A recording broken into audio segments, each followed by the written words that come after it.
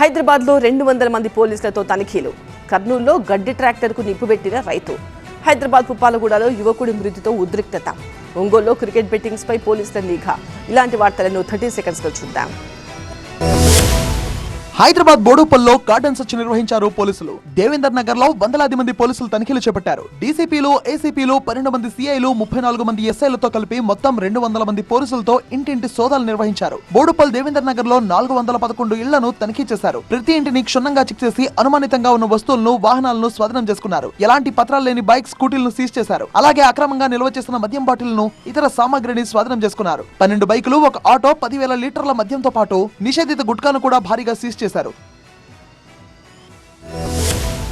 కర్నూలులో ఆర్టీఓ అధికారుల తీరుపై మండిపడ్డాడు ఓ రైతు. తన ఆవేదనను, ఆగ్రహాన్ని వ్యక్తం చేస్తూ సొంత ట్రాక్టర్ కు నిప్పు పెట్టాడు. కర్నూలులోని రాయలసీమ విశ్వవిద్యాలయం ఎదురుగా ఈ ఘటన జరిగింది. కర్నూలు ఆర్టీఓ కిషోర్ తన సిబ్బందితో వాహనాలు తనిఖీలు చేపట్టారు. అదే సమయంలో ఎండుగడ్డితో వస్తున్న ట్రాక్టర్ ను ఆపి తనిఖీ చేశారు. అయితే ఏం జరిగిందో ఏమో, ఆవేశానికి లోనైన రైతు సడన్ గా ఎండుగడ్డికి నిప్పు పెట్టాడు. ఆర్టీఓ అధికారులపై ఆగ్రహం వ్యక్తం చేస్తూ గడ్డికి నిప్పు పెట్టడంతో అక్కడున్న వారంతా ఒక్కసారిగా ఉలిక్కిపడ్డారు. ఊహించని పరిణామంతో తేరుకున్న ఆర్టీఓ సిబ్బంది మంటలను ఆర్పేందుకు ప్రయత్నించారు. అయితే అప్పటికే మంటలు అంటుకుని సగానికి పైగా ఎండుగడ్డి తగలబడిపోయింది. తగలబడుతున్న ఎండుగడ్డి రోడ్డుపై పడడంతో రాకపోకలకు అంతరాయం ఏర్పడింది.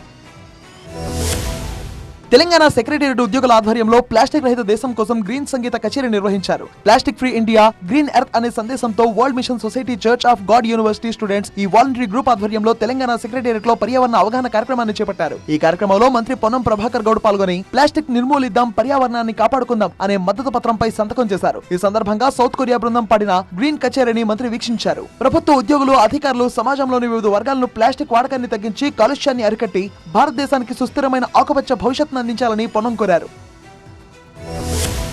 క్రికెట్ బెట్టింగ్ పై ఒంగోలు పోలీసులు స్పెషల్ ఆపరేషన్ నిర్వహించారు. 11 టీమ్స్ గా విడిపోయి ఒంగోలు మొత్తం జల్లెడ పట్టారు. T20 వరల్డ్ కప్ మ్యాచ్లపై క్రికెట్ బెట్టింగ్స్ నిర్వహిస్తున్నారన్న సమాచారంతో నగరంలో తనిఖీలు నిర్వహించారు. ప్రకాశం జిల్లా ఎస్పీ హర్షవర్ధన్ రాజు ఆదేశాల మేరకు ఒంగోలు టౌన్ డీఎస్పీ శ్రీనివాసరావు ఆధ్వర్యంలో రైడ్స్ చేశారు.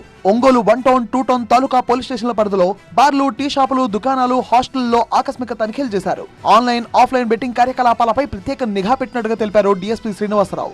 ఎక్కడైనా గుంపులుగా గుమిగూడి ఉంటే అక్కడ తనిఖీలు చేశారు. ముఖ్యంగా యువకుల మొబైల్ ఫోన్లు పరిశీలించి పలువురికి కౌన్సిలింగ్ ఇచ్చారు.